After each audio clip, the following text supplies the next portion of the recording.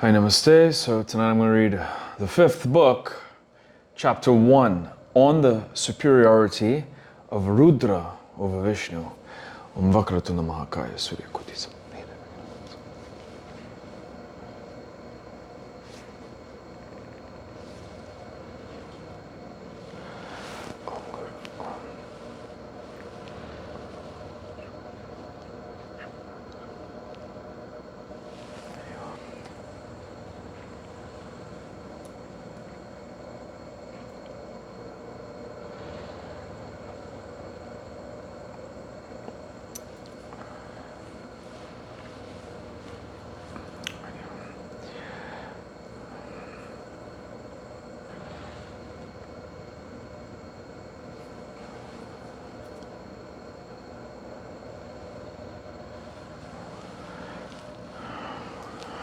Hari Om Tat Sat. The rishis said, the great legendary story, the life of Shri Krishna, supremely divine, destructive of all sins, has been narrated by you, O Sutta, but O Blessed One, you, though highly intelligent, have dwelt on it not at a great length. Hence many doubts are cropping up in our minds. A very difficult tapasya was performed by Vasudeva, the part incarnate of Vishnu, who had to go to forest to worship Shiva. Next, it had been known that the Devi Parvati, the part incarnate of the Great Mother, the Mother of the Universe, the Supreme and Perfect, offered boons to Shri Krishna.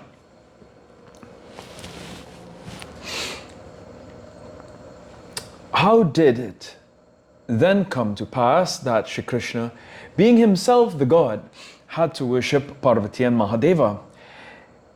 Is it that Shri Krishna was inferior to Mahadeva and Parvati? This is our doubt. Sutta spoke, Hear then the reasons, O noble rishis, that I heard from Vyasa. I will now sing before you those virtuous deeds. Shri Krishna, the son of Parikshit, the intelligent Janamajaya, had also the same doubts that you now have.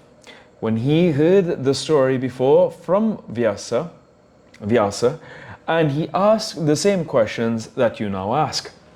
Janamajaya said, O son of Bhagavati, I have heard from you much about the Supreme Goddess, the highest cause. Still the doubts are not leaving me. O fortunate one, Krishna, the Deva of the Devas, the Vishnu incarnate, worshipped Shambhu and had to perform dire penances. This is my great wonder. He is the soul of all the jivas, the one ruler and lord of this world, and he is able to confer all the siddhis. How is it then that the Lord Hari had to perform very difficult asceticism like an ordinary mortal? He who is able to create this universe, moving and non-moving, he who is able to preserve and destroy it, why did he practice such terrible penance?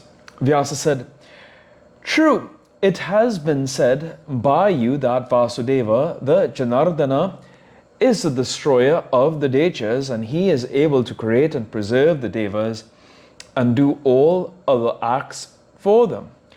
But the great Lord assumed a human body. Therefore, he had to perform his duties like a man and observe the Varna and Ashrama dharmas pertaining to human beings, respecting the elderly persons, worshipping the spiritual teachers, doing service to the Brahmanas, adoring and propitiating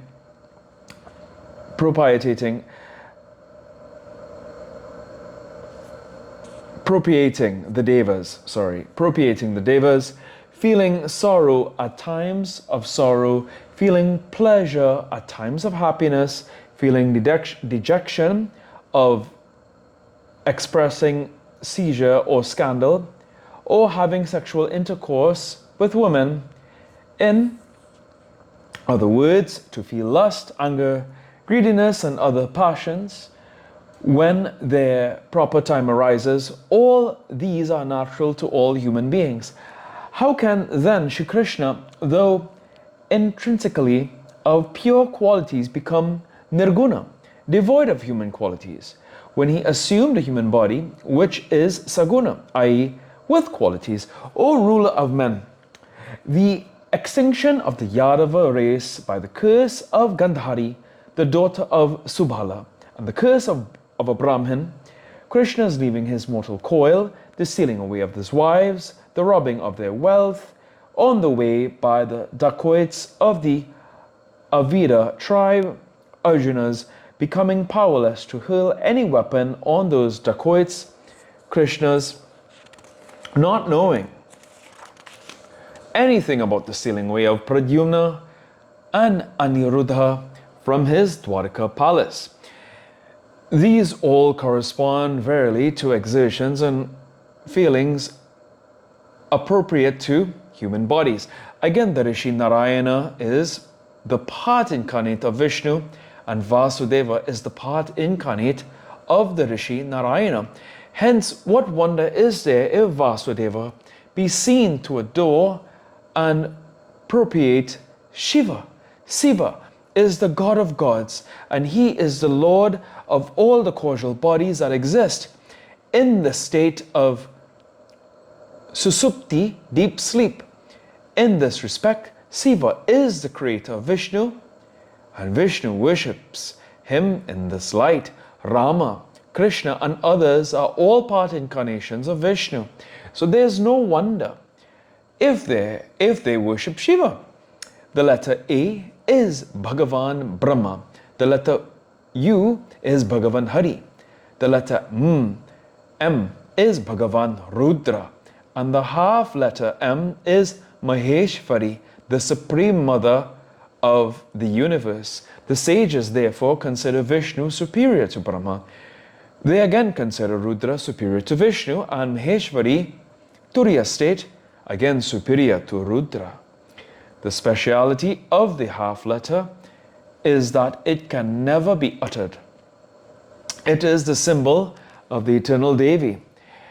In all the sastras, therefore, the superiority of the Devi is established. Vishnu is superior to Brahma. Rudra is superior to Vishnu. Therefore, no doubt can arise in Krishna's worshipping Shiva.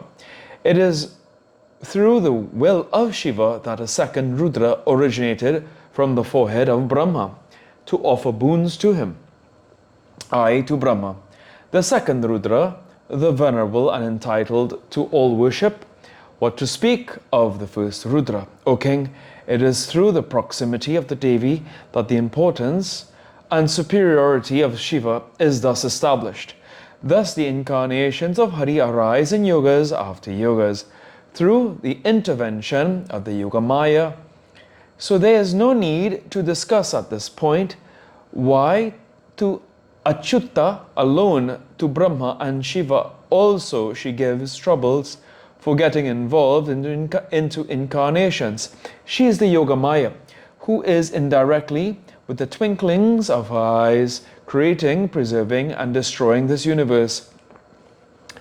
It is the Yoga Maya that caused Krishna to be transferred from his lying in chamber to the village Vraj, and then protected him in the house of the cowherd Nanda.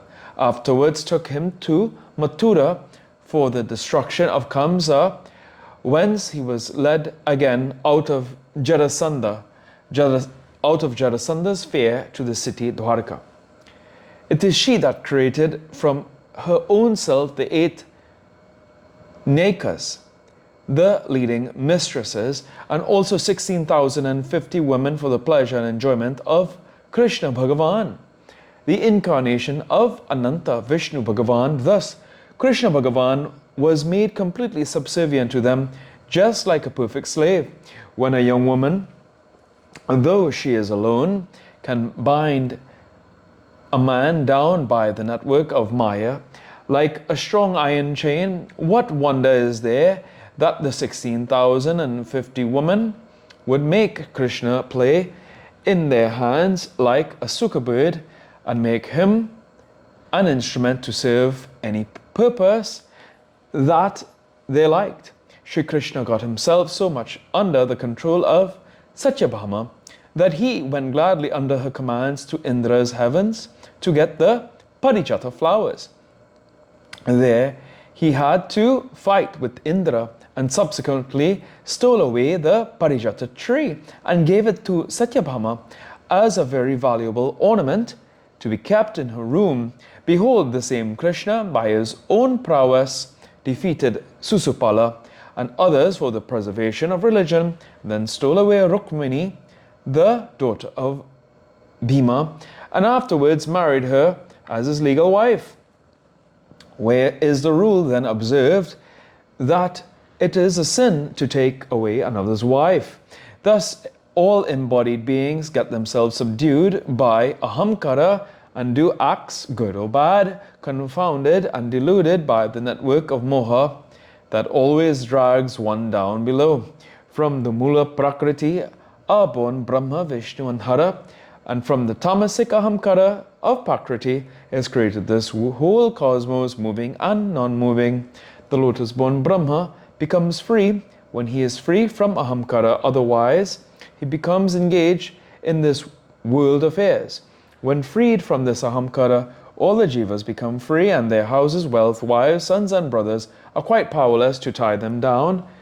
But when bound by ahamkara, the jivas come under their control. O king, this ahamkara is the cause bondage to all the beings. I am the doer. This work is done by my power. Or this I will do myself. Thinking thus, the embodied beings fall themselves under this bondage. An earthen pot cannot be made without earth. No effect can be visible without a cause. Consequently, Vishnu is preserving this universe.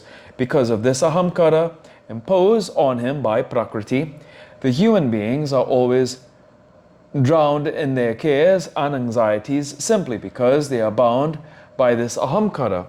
When they become free from this ahamkara, their cares and anxieties at once vanish. Moha, delusion, comes out of ahamkara. World and the enjoyments thereof come out of moha, otherwise how can it be accounted for that Hari and others, the mind of all good and auspiciousness, take their several incarnations in various wombs? Neither moha nor this world comes to those that are bereft of ahamkara. Men are of three kinds, sattvic, rajasic and tamasic. O king, Brahma, Vishnu and Siva are sprung respectively from the rajasic, sattvic and tamasic ahamkaras. In these three, the three ahamkaras are always to be found. So the Munis that have realized the real essence declare they are all bound by this ahamkara. There is no doubt in this. The Pandits of dull intellect and deluded by Maya declare that Vishnu takes various incarnations out of his own free will.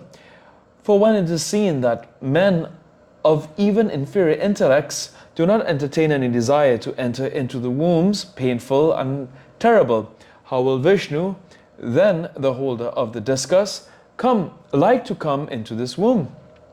The slayer of Madhu, the Vaishnavas say, entered all at once into the wombs of Kaushalya and Devaki, full of feces and other dirty things of his own free will. But you must think out what happiness can Madhusudana, quitting his Vaikuntha heavens, attain in this womb full of so many troubles, and when arise like poisons hundreds of cares and thoughts to torment an individual, especially when it is seen that human beings perform asceticism, sacrifice, yajnas, and do various charities, that they would avoid thus entering in wombs, which is very painful and terrible. How can Bhagavan Vishnu be called independent? If so, he would never have yielded to enter into various wombs. Therefore, O king, know this, that this whole universe is under the control of Yogamaya. The devas, men, birds, what more, everything from Brahma down to a blade of grass are under the control of Yogamaya. Brahma, Vishnu and Hara all are bound by the rope of her Maya. So they roam easily by her Maya from womb to womb like a spider. Here ends the first chapter of the fifth book on the superiority of Rudra over Vishnu in the Maha Puranam of Srimad Devi Bhagavatam of Maharishi Vedvyasa, consisting of 18,000 verses. Om Jayanti Mangala Kali Bhadra Kali Kapali Durga Kashma Shipudati Swaha Swara Namaste. Om Jayanti Mangala Kali Bhadra Kali Kashma. Om Mangali Makale Shive Sarvata Satakeshan Yatrapike Kori.